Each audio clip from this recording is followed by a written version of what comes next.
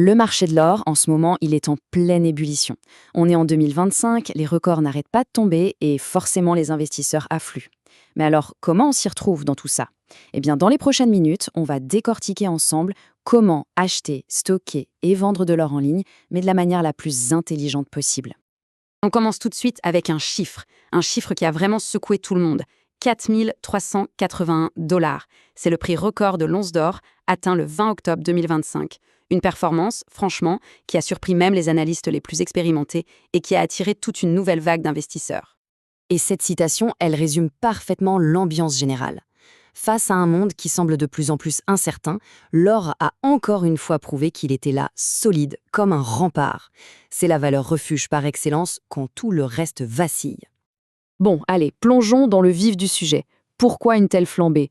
On parle d'un prix qui a plus que doublé en seulement 3 ans. Évidemment, ce n'est pas un hasard. C'est le résultat d'une convergence de plusieurs facteurs très puissants. Alors, qu'est-ce qui a mis le feu aux poudres?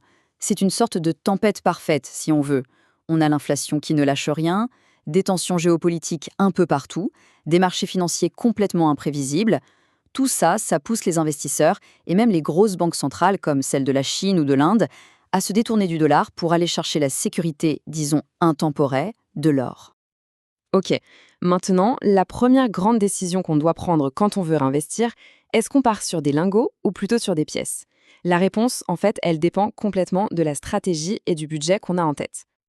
Et là, on voit bien le dilemme. D'un côté, il y a l'efficacité pure, les grosses barres professionnelles, celles de 400 onces, qui permettent d'acheter en gros avec des frais vraiment réduits.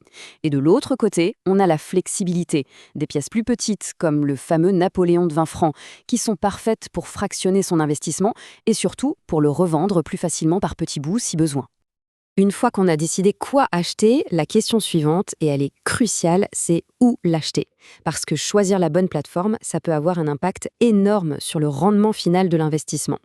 Sur le marché francophone, il y a 2 noms qui reviennent tout le temps, Bullion Vault et Goldbroker. Mais attention, ils ne jouent pas du tout dans la même cour. Chacun a sa propre philosophie et s'adresse à un type d'investisseur bien différent. Ce tableau nous montre bien leurs différences fondamentales. Bullion Vault, c'est le géant mondial, une sorte de place de marché où les utilisateurs s'achètent et se vendent de l'or entre eux en peer-to-peer. Goldbroker, de son côté, c'est un service de courtage plus classique, plus personnalisé. Alors là, ce qui devient vraiment intéressant, c'est de voir comment ils abordent la sécurité. Les deux la prennent très au sérieux, mais avec des approches différentes. Bullion Vault, lui, joue la carte de la transparence radicale. Il y a un audit public en ligne tous les jours. Goldbroker, de son côté, met l'accent sur la propriété nominative avec un certificat à son nom et le fait que l'or est stocké complètement en dehors du système bancaire. Mais bon, choisir une plateforme, ce n'est pas qu'une histoire de sécurité, il faut parler d'argent. Et c'est sur les terrains des frais que le match entre les deux devient spectaculaire. Pour que ce soit bien concret, on va faire une petite simulation. Imaginons un investissement de 20 000 € qu'on garde pendant 5 ans. C'est un scénario assez classique.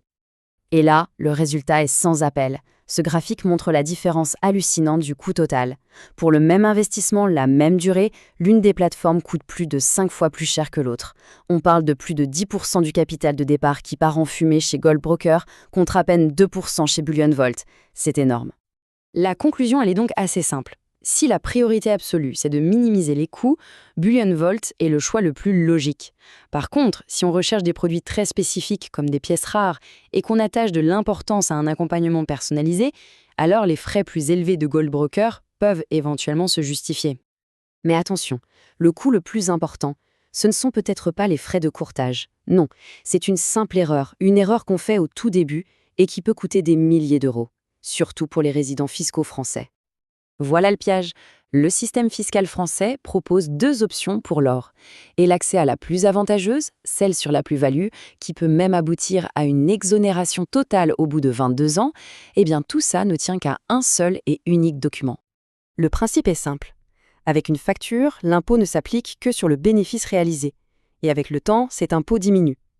Sans facture, l'État applique une taxe sur le montant total de la vente, peu importe si on a fait un bénéfice ou pas. La différence est colossale. C'est de l'argent perdu, purement et simplement, à cause d'un oubli administratif. Pour éviter ça, c'est pourtant simple. 3 étapes, c'est tout.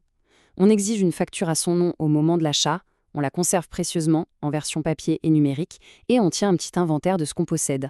C'est une précaution qui prend quelques minutes, mais qui peut sauver la rentabilité de tout l'investissement. Bon, alors qu'est-ce qu'on retient de tout ça? Premièrement, que l'or reste une valeur sûre, plus que jamais.